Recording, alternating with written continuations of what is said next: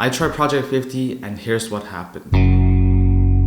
Back at the end of March, I discovered this personal development challenge called Project 50. It says, designed to let individuals unleash their full potential and achieve success in their lives. And I was like, hell yeah, that's me. So I mentally prepared myself with all the rules and I was ready to embark onto this journey.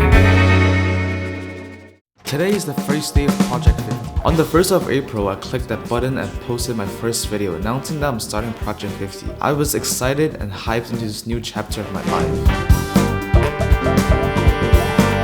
After the first few days of posting consistently, I saw a huge shift in my life. I felt like there was a documentary crew filming me at all times, which made me feel like a somewhat celebrity, and this forced me to be more cautious about everything I do because I know I'll be filming and sharing them with the rest of the world.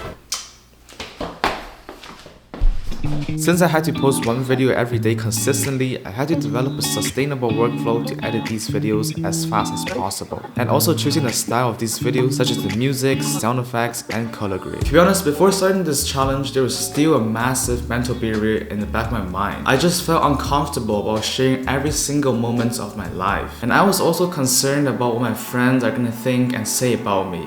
And actually, before posting day one, there were actually those pivotal moments where I just say, I'm not gonna start this Project 50 series. But I just reminded myself that this is something that every creator has to go to. So just take the leap of faith and just start. The Boys Forever Project. Around 10 days into this challenge, I started to get more tractions on TikTok, and I was more motivated than ever to come home from school and edit that video of the day. I keep up with the production quality as I always set up the tripod, adjust the camera to the perfect composition, and edited each video on time. I also always take my time to reply to every single comments that you guys send me over. I started seeking for variety in my content to make my life more fulfilling and more entertaining to watch. And through that change, I got back to some good habits that have been forbidden for a really long time.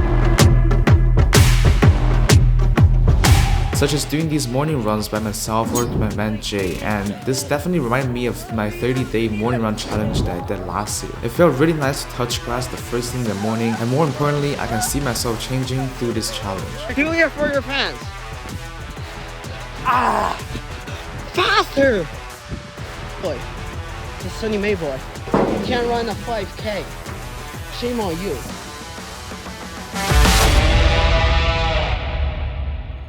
Project 50, day 14. Project 50, days. Project 50, Project.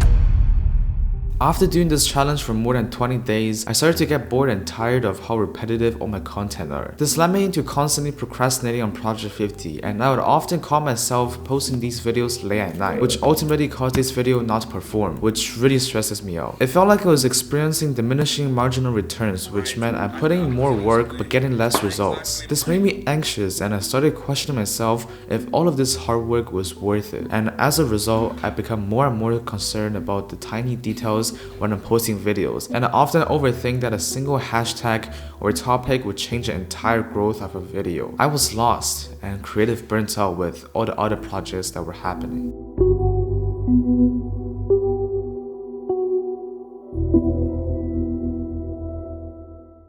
This is a day in the life of a 14-year-old photographer volunteering at a marathon. Also, day 30 of Project 50. On day 30, everything changed. It started off by a video of me volunteering at a Mississauga marathon. Waited until the countdown. We obviously switched multiple spots together, and that night when the video got posted, it completely blew up on Instagram. In the first few days, it reached more than 50,000 people, and I gained more than 1,000 followers in a matter of one day. And the best thing is, it didn't stop there. The day after that, I competed in the Skills Ontario competition, and I used my skill set and talents to its fullest, and we won gold in the film and television categories. This was a huge achievement for me, as I felt like my skills finally got an official approval. And you know what? It just got more crazy after that. Real estate video jobs started to flow in as the market got better, and this meant I would shoot 1 or 2 property house tour videos per day. And while I was earning a few bucks, these behind the scenes videos of me filming the house also became very popular. I received tons of DMs from fans, creators, and friends who all wanted something from me. With all the success that I gained in one single week, I finally got a taste of what it's like to being famous, but seeing the numbers on my account grow further and further slowly turned that excitement into more and more stress. I just felt like there was too many unknowns and concerns in there. When will I stop growing? How can I keep up the pace of going viral? And when will the growth stops? These thoughts and ideas constantly occupy around my head, but as there was only a few days left in Project 50, I decided to not counting the days, but let the days count.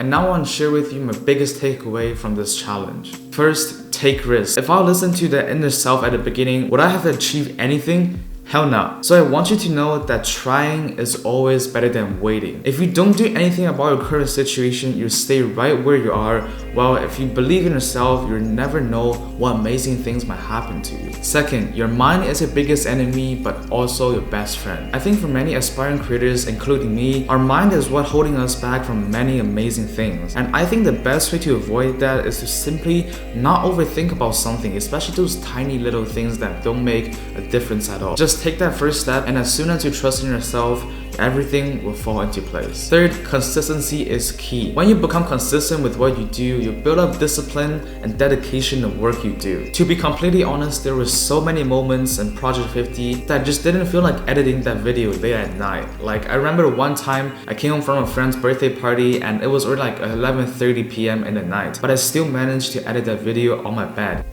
So yeah, this is a recap of what happened in the last 50 days, and I couldn't be more appreciative to all of you who watched the Project 50 series. I have some mixed feelings about the end of the series, but I know that I'll miss it as much as you guys do. So for this reason, I'll be creating another video next week about what I'm gonna do after the Project 50 ends. So if you wanna know my game plan for the future, make sure to subscribe and stay tuned for that. Hopefully, I'll see you in the next video.